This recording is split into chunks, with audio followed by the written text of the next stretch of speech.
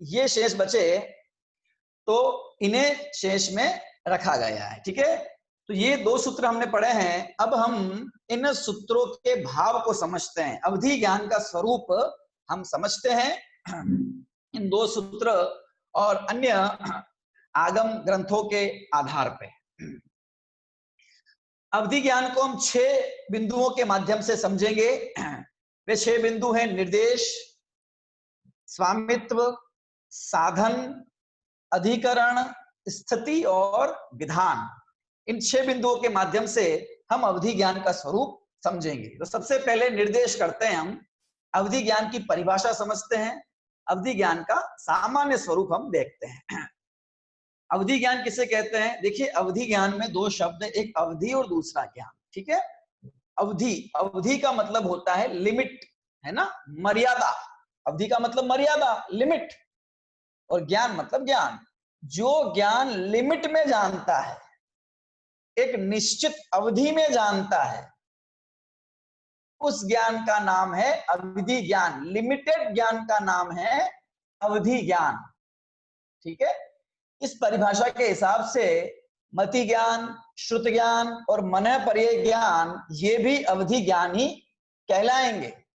ठीक है, जब सूत्र की व्याख्या की आचार्य ने तो उन्होंने ये कहा, पर अवधि ज्ञान के माध्यम से हम यहाँ किसी विशिष्ट, जो प्रत्यक्ष प्रमाण का पहला भेद अवधि ज्ञान है, उसे समझना चाह रहे हैं। ठीक है, तो हम अभी उसी की बात करेंगे। ठीक है, अवधि ज्ञान, अवधि में रहकर जानने वाला ज्ञान। ठीक है, तो किस चीज की अवधि? कि द्रव्य की मर्यादा में, क्षेत्र की मर्यादा, काल की मर्यादा और भाव की मर्यादा। ठीक है, जो द्रव्य, क्षेत्र, काल और भाव की मर्यादा के साथ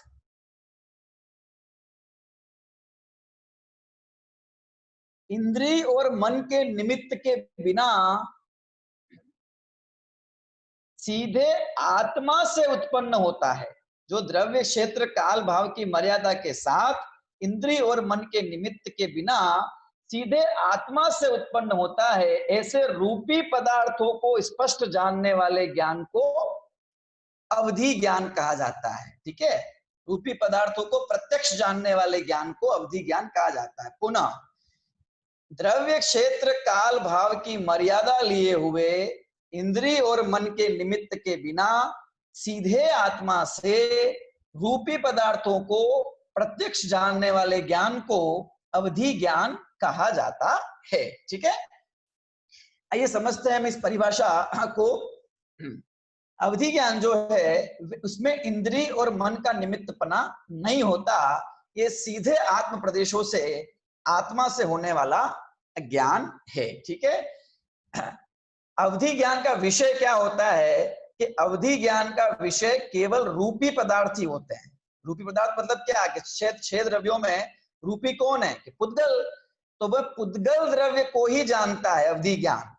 ठीक है, पुद्गल द्रव्य को जानता है, इसका मतलब पुद्गल द्रव्य जानता है, वो पुद्गल द्रव्य तो सारे हो ही गए जो पृथक, लेकिन इस जीव के साथ भी पुद्गल द्रव्य लगा हुआ है ना, कार्बन शरीर लगा हुआ है। ठीक है, इस जीव के साथ में ये शरीर है सारा, ये शरीर भी तो पुद्गल के बना हुआ है। ठीक है, तो इसका मतलब क्या हुआ? इसका मतलब पुद्गल द्रव्य को जानता है और पुद्गल से सहित जीव द्रव्य को जानता है। ठीक है, अर्थात शरीर आदि को भी वो जानता है। वे है तो पुद्गल ही है, ठीक है ना, पर वे जीव से बंधे हुए हैं, तो इसलिए ये भी कहा जाता है, कहा जा सकता है कि वह पुद्गल से युक्त जीव, शरीर वाले जीवों को भी वह अवधि ज्ञान जानने में सक्षम है। ठीक है, तो मुख्य रूप से जाना किसने? जाना किसको? रूपी पदार्थों को जाना। ठीक है, हाँ, अब द्रव्य, क्षेत्र, काल और भाव की मर्यादा। ठीक है, द्रव्य, क्षेत्र, काल और भाव की मर्यादा क्या है, उसको हम समझते हैं। द्रव्य की मर्यादा लिए हुए जानता है। द्रव्य की मर्यादा मतलब कितने द्रव्य को जानता है? 6 द्रव्य में से कितने द्रव्य को जानता है? कि पुद्गल द्रव्य को जानता है। ठीक है, ये उसकी द्रव्य की मर्यादा। अच्छा, उसके साथ साथ कितने द्रव्यों को जानता है संख्या में भी, तो इसमें भी उसकी मर्यादा है। ठीक है ना, एक तो पुद्गल द्रव्य को ही जानता है, ठीक है ना, अन्य जीव, धर्म, अधर्म, आकाश और काल, इनको वह नहीं जान सकता है। ठीक है, तो उसकी जो सीमा है वह पुद्गल द्रव्य तक सीमित है। पुद्गल द्रव्य में भी कितने पुद्गल द्रव्यों को जानता है कि समस्त पुद्गल द्रव्यों को नहीं जानता, तो ये उसकी लिमिटेशन है। ठीक है। क्षेत्र, क्षेत्र मतलब कितने क्षेत्र तक जानता है, कितने विस्तार तक जानता है। ठीक है। तो उसकी क्षेत्र की भी एक लिमिट है। ठीक है ना। अलग अलग गति के जीवों की अपनी अलग अलग मर्यादा, अलग अलग लिमिटेशन है, उसके आधार से वह क्षेत्र को जानता है। ठीक है ना। कितनी दूरी तक जान सकता है ये मतलब है उसका, चारों दिशाओं में। ठीक है ना। तो वो क्षेत्र। काल, काल का मतलब कितने काल को जानता है ना, वर्तमान काल को जानता है, भविष्य काल को जानता है और भूतकाल को जानता है। इसका मतलब वर्तमान काल को भी जानता है, भूतकाल को भी जानता है, भविष्य को भी जानता है, पर सारा भूतकाल जितना हो गया है उतना नहीं जानता है, सारा भविष्य जितना होने वाला है उतना नहीं जानता है, क्योंकि वो तो केवल ज्ञान का विषय है। तो भूतकाल के अंदर एक टाइम लिमिट तक जानता है। इसी तरह भविष्य कितना जानता है कि उसकी एक मर्यादा है ना।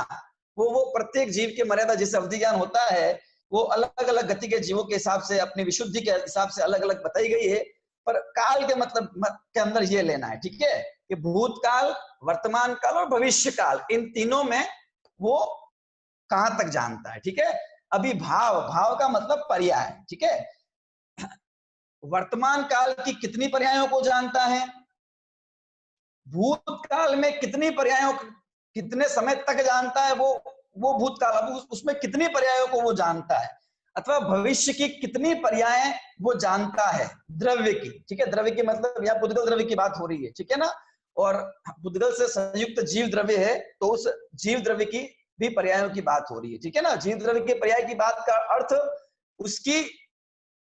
उसकी जो पुद्गल से संयुक्त पर्याय है, जैसे कि अलग अलग भव धारण करेगा जीव। ठीक है ना। ये इस भव में मृत्यु होने के बाद में अगले भव में नारकी का शरीर धारण करेगा या देव का शरीर धारण करेगा, इस प्रकार से जीव को जानना।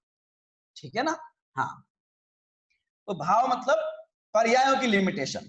तो इस प्रकार से उसके द्रव्य, क्षेत्र, काल और भाव की मर्यादा होती है और वह रूपी पदार्थों को जानता है। ठीक है। इंद्रिय और मन का निमित्त बना यहाँ नहीं है, ये सीधा आत्मा से होने वाला ज्ञान है। इसीलिए इस ज्ञान को प्रत्यक्ष, आत्मा अक्ष मतलब आत्मा से होने वाला ज्ञान है, इसीलिए इसको प्रत्यक्ष ज्ञान कहा जाता है। ठीक है। हाँ। तो ये अवधि ज्ञान की परिभाषा हुई। ठीक है। अभी हम बात करेंगे स्वामी। इस अवधि ज्ञान का स्वामी कौन है, इस अवधि ज्ञान किसको होता है, मतलब अवधि ज्ञान किसको होता है, कि अवधि ज्ञान चारों ही गतियों के जीवों को हो सकता है। ठीक है। चारों ही गतियों के जीवों को हो सकता है। इसमें देव और नरक, देव गति के जीव और नरक गति के जीव, इनको नियम से अवधि ज्ञान होता ही होता है। ठीक है। सभी देवों को और सभी नारकियों को नियम से अवधि ज्ञान होता ही है। ठीक है ना। हाँ। अभी किन नारकियों को कैसा होता है, किन देवों को कैसा, वो हम चर्चा बाद में करेंगे। ठीक है। अब मनुष्य और तिर्यंच, मनुष्य और तिर्यंच, इनके अंदर, मनुष्यों में और तिर्यंचों में सबको होता है कि नहीं, मनुष्य और तिर्यंचों में सबको नहीं होता है। ठीक है। मनुष्य और तिर्यंचों में किन्हीं किन्हीं मनुष्यों को और किन्हीं किन्हीं तिर्यंचों को ही यह अवधि ज्ञान होता है, वे ही उस अवधि ज्ञान के स्वामी हैं। और शास्त्रों में बताया है कि ये अवधि ज्ञान जो तिर्यंचों और मनुष्यों में होता है, हम समझेंगे भी, शोभशम निमित्त वाला सूत्र भी दिया हुआ है। सम्यक दृष्टि जो जीव हैं, मुख्यता से उन्हीं की मुख्यता से कथन किया है, क्योंकि हम यहाँ बात भी कर रहे हैं सम्यक ज्ञान के विषय में बात चल रही है, नारकियों और देवों के विषय में भी वो बात समझेंगे हम। तो जो सम्यक दृष्टि जीव हैं, उन्हें सम्यक दर्शन होने पर, ठीक है, मनुष्य और तिर्यंच दोनों, उन दोनों को उस सम्यक्त्व की उपलब्धि होने पर, सम्यक्त्व के प्रभाव से अथवा सम्यक चारित्र संयम के प्रभाव से, सम्यक्त्व के प्रभाव से और संयम के प्रभाव से ये अवधि ज्ञान की प्राप्ति उन मनुष्यों और तिर्यंचों को होती है। ठीक है, तो स्वामी हो गए इसके। और पांचों इंद्रिय में कि सिर्फ संगी पंचेंद्रिय जीवों को ही होता है ना, सिर्फ संगी पंचेंद्रिय जीवों को ही होता है ना, चार इंद्रिय और असंगी तक के जीवों को ये ज्ञान नहीं होता है। ठीक है, साधन, अब हम साधन की बात करेंगे कि ये साधन मतलब किस कारण, इसका कारण क्या है, अवधि ज्ञान किस कारण से होता है। ठीक है, तो पहला सूत्र देखें, भव प्रत्यय। भव का मतलब क्या है, भव का मतलब जन्म, पर्याय। ठीक है, नाम और आयु कर्म के निमित्त से जो जीव को पर्याय मिलती है उससे ही भव कहा जाता है ना। मोटे मोटे रूप में हम गतियां हैं, चार गतियां, उन चार गतियों में अनेकों भव होते हैं, अलग अलग प्रकार के जीव के। तो भव मतलब उसका जन्म, ठीक है ना, जीवन। तो उस भव प्रत्यय यानी कि दो कारण इसके मेन है। पहला तो भव प्रत्यय भव के निमित्त से होता है, अर्थात देव और नारकियों को इसके लिए कोई अलग से श्रम करने की या अलग से कोई गुण प्रकट करने की जरूरत नहीं होती है। वे तो बस देव गति में गए या नरक गति में गए, उनके नरक गति शुरू होने के साथ और देव गति शुरू होने के साथ ही ये अवधि ज्ञान उन्हें प्रकट होता है, यानी कि जन्म से ही उन्हें ये अवधि ज्ञान होता है। किन्हें, देव को और नारकियों दोनों को होता है। ठीक है, चाहे वे सम्यक दृष्टि देव हो या मिथ्या दृष्टि देव हो, दोनों ही प्रकार के देव, सम्यक दृष्टि नारकी हो या मिथ्या दृष्टि नारकी हो, दोनों ही प्रकार के नारकियों और देवों को अवधि ज्ञान नियम से होता ही होता है। ठीक है, बस जो मिथ्या दृष्टि देव और मिथ्या दृष्टि नारकियों का जो अवधि ज्ञान है, उस ज्ञान को विभंग ज्ञान कहा जाता है ना, विभंग ज्ञान या कु अवधि ज्ञान उसे कहा जाता है। और सम्यक दृष्टि देवों और सम्यक दृष्टि नारकियों का जो ज्ञान है उसे ही यहाँ अवधि ज्ञान में लिया गया, मतलब उसे सम्यक अवधि ज्ञान कहा जा रहा है। हम यहाँ सम्यक अवधि ज्ञान की चर्चा कर रहे हैं। ठीक है, भव प्रत्यय, भव ही है निमित्त जिसमें, ठीक है, और जन्म हुआ और उनको हो जाता है। ठीक है ना, जैसे आचार्यों ने उदाहरण दिया कि जैसे पक्षी का जो बच्चा होता है, उस पक्षी के बच्चे को उड़ना सीखने के लिए शिक्षा नहीं देनी पड़ती, वह जन्मजात ही उस गुण से युक्त होता है और उचित समय पर उड़ना अपने आप ही चालू कर देता है। उसी प्रकार से देव और नारकियों में भी जन्मना ही भव से ही ये अवधि ज्ञान उन्हें होता है। ठीक है, और ये कभी खत्म नहीं होता उनके अंदर, जब तक वो पर्याय उनकी है तब तक उनको ये अवधि ज्ञान रहेगा। ठीक है, अभी दूसरे जो हैं मनुष्य और तिर्यंच के, इन्हें कैसे होता है कि क्षयोपशम निमित्त क्षण विकल्प शेषाणाम, क्षयोपशम के निमित्त से, इसे गुण प्रत्यय है ना, इसे गुण प्रत्यय भी कहा गया है, भव प्रत्यय और गुण प्रत्यय। गुण प्रत्यय मतलब गुणों के निमित्त से, गुणों के निमित्त से मतलब सम्यक दर्शन संयम आदि गुणों के निमित्त से मनुष्यों और तिर्यंचों को जो ज्ञान होता है, जो अवधि ज्ञान होता है, इसे सम्यक अवधि ज्ञान कहा जाता है। तो ये सब तिर्यंचों मनुष्यों को नहीं होता, सब सम्यक दृष्टि या संयमी मनुष्यों और तिर्यंचों को भी नहीं होता।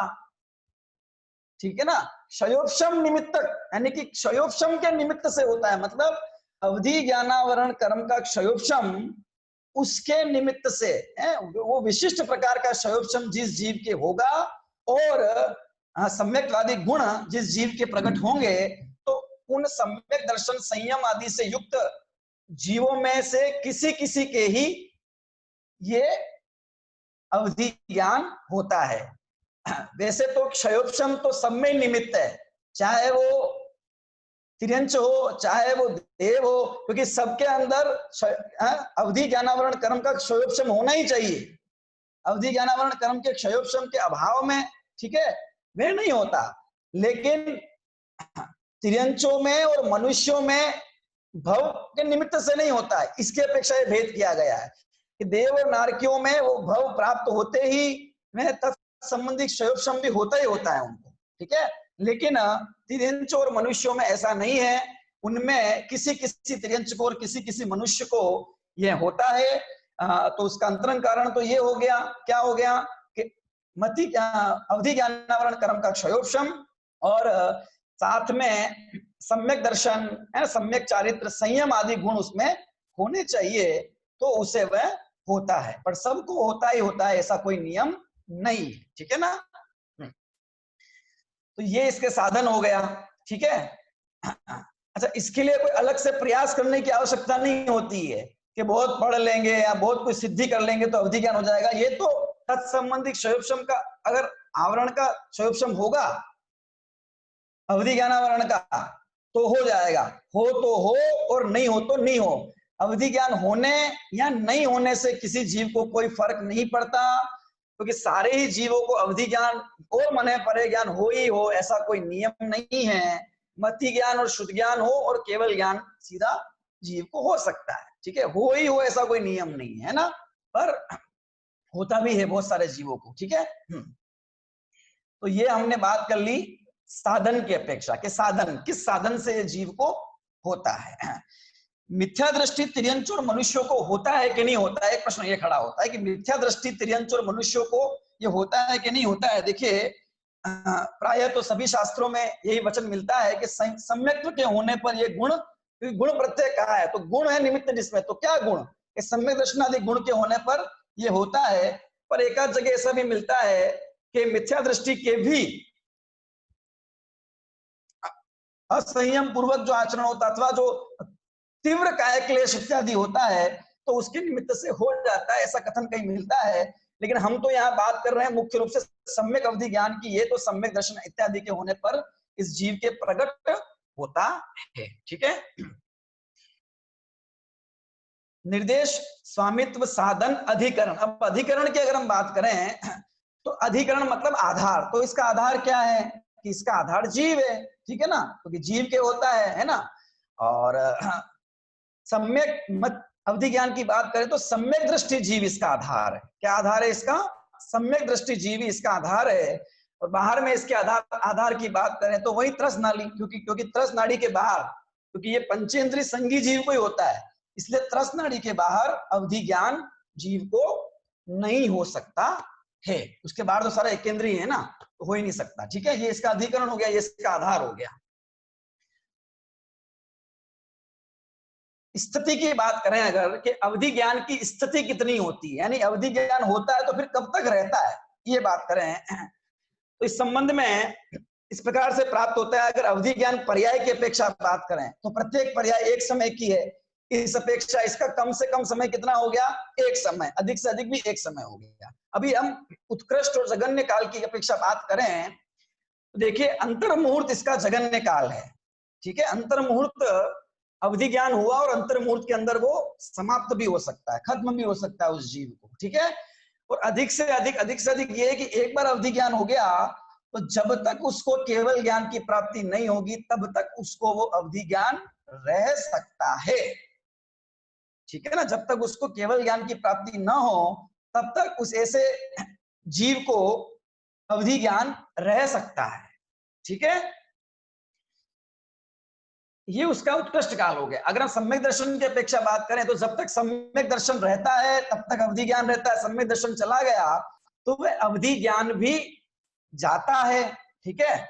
इस अपेक्षा हम देखें क्योंकि 6 प्रकार के भेद किए हैं इसमें शोभशम निमित्तक में, तो वहां ये बातें सारी आएगी। तो उस अपेक्षा सम्यक दर्शन का जितना काल है उतना काल इसका कहा जा सकता है। जैसे कि शोभशमिक सम्यक का 66 सागर काल है तो ये 66 सागर तक भी रह सकता है। और औपशमिक सम्यक्त्व का जो जगन्य और उत्कृष्ट काल है वो अंतर्मूर्ति है, तो कम से कम अंतर्मूर्त और अधिक से अधिक 66 सागर अथवा अधिक से अधिक जब तक वह केवल ज्ञान की 66 सागर के अंदर वो चीज आ जाएगी, ठीक है ना। तो 66 सागर तक यह अवधि ज्ञान रहता है और जब केवल ज्ञान की प्राप्ति होती है जीव को तो अवधि ज्ञान चला जाता है, ठीक है, वह नहीं होता।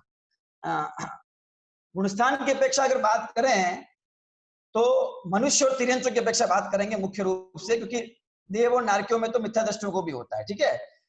तिर्यंचों और मनुष्यों में चौथे गुणस्थान से लेकर 12वें गुणस्थान तक सभी जीवों तक जो जीव है उनमें ये हो सकता है। चौथे गुणस्थान से लेकर 12वें गुणस्थान तक के जो जीव हैं उनमें तिर्यंचों में तो चौथा और पांचवा गुण स्थान ही, उनमें तो आगे होता ही नहीं है, ठीक है। और मनुष्यों में चौथे से लेकर 12वें गुण स्थान तक के जीवों को यह है अवधि ज्ञान हो सकता है, और उसके बाद तो फिर केवल ज्ञान की प्राप्ति हो जाती है, ठीक है।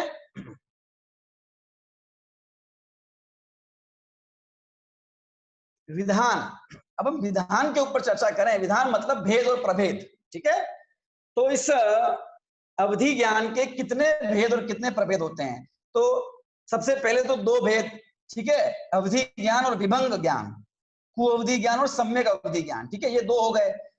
तो अब ये जो अवधि ज्ञान, सम्यक अवधि ज्ञान है, इसके दो भेद कौन कौन से सूत्र में जो दिए हुए हैं? पहला भव प्रत्यय और दूसरा क्षयोपशम निमित्त, इसे हम गुण प्रत्यय भी कहेंगे, ठीक है ना। भव प्रत्यय और गुण प्रत्यय, ठीक है, दो अवधि ज्ञान है, भव प्रत्यय और गुण प्रत्यय। तो भव प्रत्यय अवधि ज्ञान वही जो भव के निमित्त से होता है, वह भव प्रत्यय अवधि ज्ञान, और गुण प्रत्यय अवधि ज्ञान जो सम्यक दर्शनादि गुणों के निमित्त से जीव को होता है, वह गुण प्रत्यय अवधि ज्ञान। इसे क्षयोपशम निमित्त भी कहा है ना। दोनों ही प्रकार के क्षयोपशम निमित्त ही है, ये तो हमें समझना ही है, क्योंकि कर्म का कारण तो वहां है ही, ठीक है ना, और उपादान कारण आत्मा की स्वयं की शक्ति है, वो तो है ही बात, ठीक है। अभी क्षयोपशम निमित्त, क्षयोपशम के निमित्त से होने वाला अर्थात गुण प्रत्यय जो अवधि ज्ञान है, वह गुण प्रत्यय अवधि ज्ञान क्षयोपशम निमित्त अवधि ज्ञान 6 प्रकार का है। कितने प्रकार का है? उसके अब उत्तर भेद कि वह 6 प्रकार का है। षड विकल्प 6 प्रकार का है। 6 प्रकार का है मतलब उसके 6 भेद हैं। गुण प्रत्यय अवधि ज्ञान के, क्षयोपशम निमित्तक अवधि ज्ञान के 6 भेद हैं। कौन कौन से हैं वे 6 भेद? पहला भेद अनुगामी अवधि ज्ञान, ठीक है, अनुगामी अवधि ज्ञान। दूसरा अननुगामी अवधि ज्ञान, अननुगामी अवधि ज्ञान। तीसरा वर्धमान अवधि ज्ञान। चौथा हीयमान अवधि ज्ञान, ठीक है। पांचवा अवस्थित अवधि ज्ञान, और छठा अनवस्थित अवधि ज्ञान। पुनः बोलता हूं मैं, अनुगामी, अननुगामी, वर्धमान, हीयमान, अवस्थित और अनवस्थित। क्या है इन 6 का स्वरूप? हम संक्षेप में समझ लेते हैं। पहला अनुगामी, अनुगामी मतलब पीछे पीछे जाने वाला, अनुगामी पीछे पीछे जाने वाला अवधि ज्ञान। जो अवधि ज्ञान जीव के क्षेत्र और भव, दो अपेक्षा लेंगे, क्षेत्र और भव, यानी कि क्षेत्र से क्षेत्रांतर में उसके साथ जाता हो, ठीक है, और भव से भवांतर में उसके साथ जाता हो, उसे अनुगामी कहेंगे। यानी इस भव में हुआ और इस, अब वो अगले, ये भव पूरा हो गया, अभी अगले भव में वहां तक भी उसके साथ जाता रहे, ठीक है, वे अनुगामी, भव अनुगामी। क्षेत्र अनुगामी मतलब इस क्षेत्र में है, अब क्षेत्रांतर हुआ, क्षेत्र बदली, जगह बदली, तो वहां भी उसके साथ रहे, चला ना जाए वो, जो अवधि ज्ञान, ठीक है। भरत क्षेत्र में, भरत क्षेत्र से है ना अन्य अन्य स्थानों पर गया, विदेश इत्यादि में गया, तो भी उसका वो ज्ञान उसका जीवित रहे, बना रहे, वो अनुगामी अवधि ज्ञान, ठीक है। वो भव और क्षेत्र और उभय, उभय मतलब भव बदले तो भी बना रहे और क्षेत्र बदले तो भी बना रहे, उसे कहेंगे अनुगामी अवधि ज्ञान, ठीक है ना। उदाहरण दिया जैसे सूर्य और उसकी किरणें, सूर्य प्रकाश जहां जहां सूर्य जैसे जैसे जाता है, वैसे वैसे उसका प्रकाश भी उसके साथ साथ जाता है, छोड़ता नहीं उसको, अनुगामी, ठीक है ना। अननुगामी, अननुगामी मतलब जो भव और क्षेत्र के निमित्त से उसके साथ नहीं जाए, यानी कि क्षेत्र बदले और वो छूट जाए, भव बदले और छूट जाए, ठीक है ना, ये अननुगामी अवधि ज्ञान कहा जाएगा, ठीक है ना। हाँ, तीसरा वर्धमान, वर्धमान अवधि ज्ञान मतलब कि जो निरंतर बढ़ता ही जाए, सम्यक दर्शनादि गुण आदि का निमित्त पाकर, हाँ, चारित्र में वृद्धि, विशुद्धि की वृद्धि होती जा रही है, और इधर ये अवधि ज्ञान भी निरंतर वृद्धिंगति होता जा रहा है, बढ़ते मतलब द्रव्य क्षेत्र काल भाव की मर्यादा बढ़ती जा रही है इसकी, है ना, बढ़ता ही जाए, उसका नाम है वर्धमान अवधि ज्ञान। हीयमान अवधि ज्ञान, विशुद्धि की कमी होने पर यह अवधि ज्ञान धीरे धीरे कम होता जाए, जो धीरे धीरे घटता ही जाए, उसका नाम क्या है? हीयमान अवधि ज्ञान, ठीक है।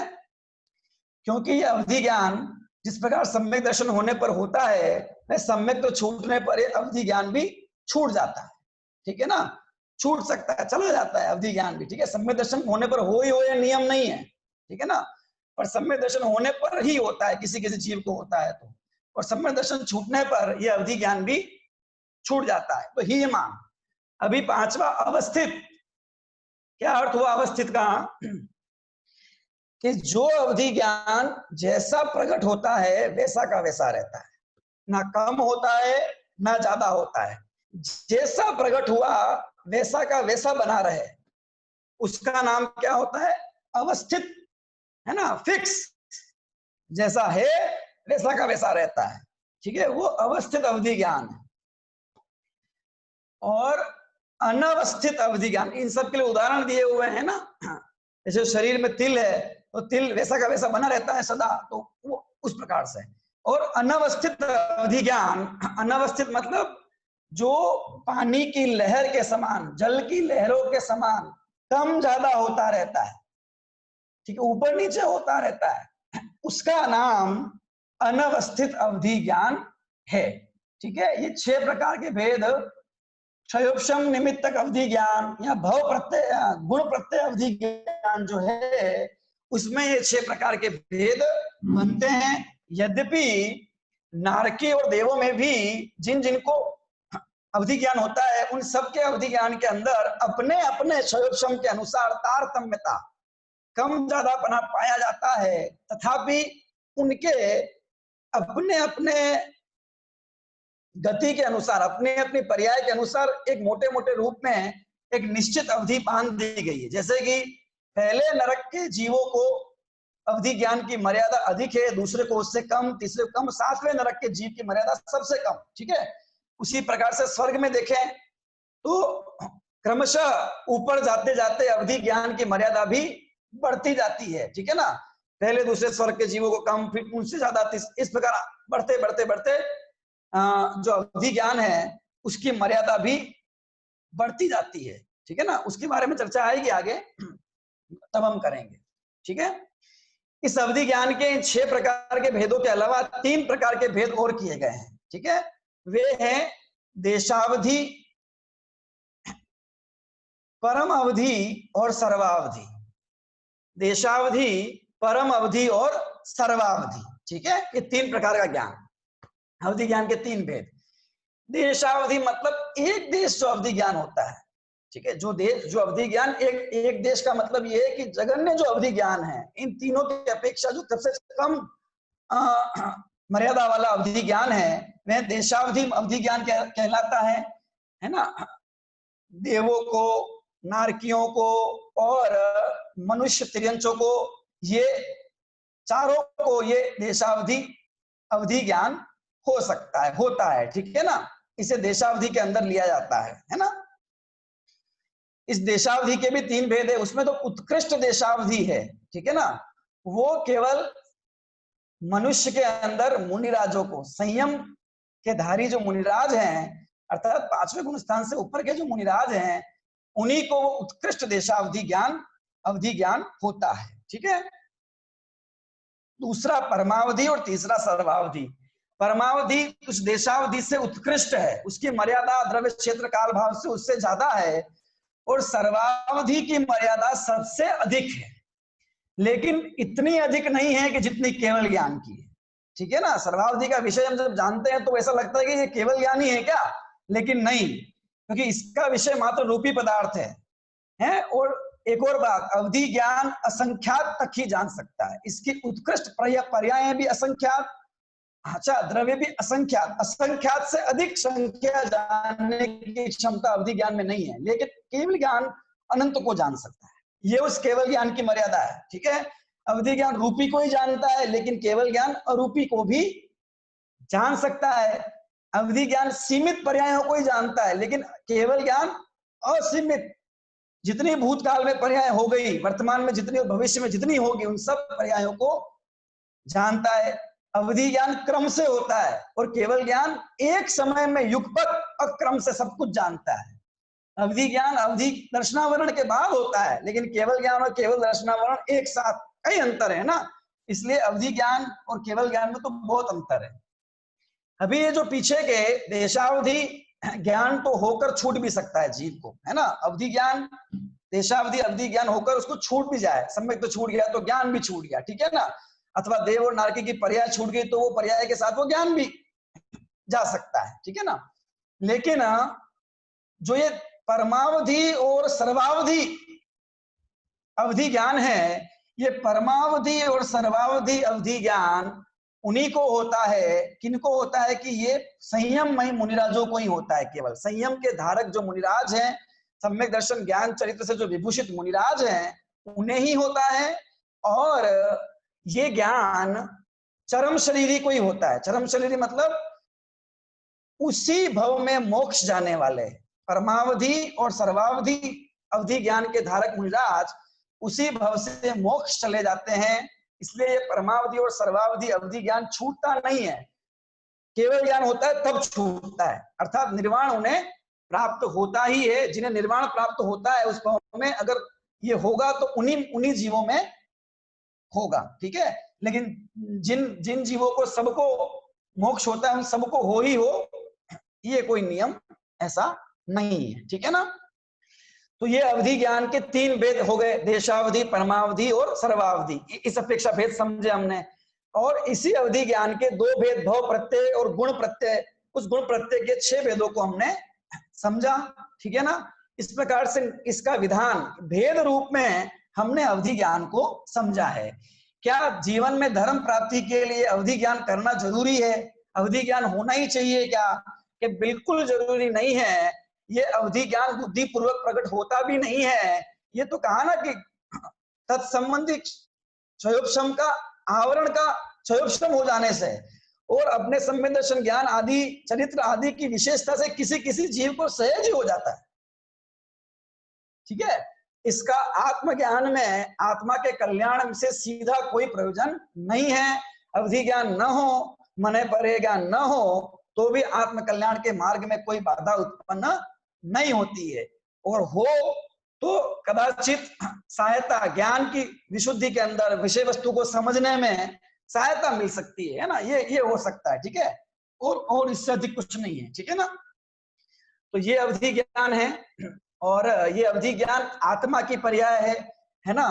आत्मा का ज्ञान गुण की विशेषता बताने के लिए अवधि ज्ञान का स्वरूप बताया है कि ये आत्मा इतना विशिष्ट है कि इसमें ज्ञान की शक्ति इतनी विशिष्ट है कि अनेक प्रकार के ज्ञान इस जीव को प्रकट हो जाते हैं। ये तो अवधि ज्ञान है। अब आगे तो हम केवल ज्ञान की चर्चा, वो तो बड़ा गजब का है केवल ज्ञान, ठीक है ना। ये तो उसका अनंतवा भाग भी नहीं है ना।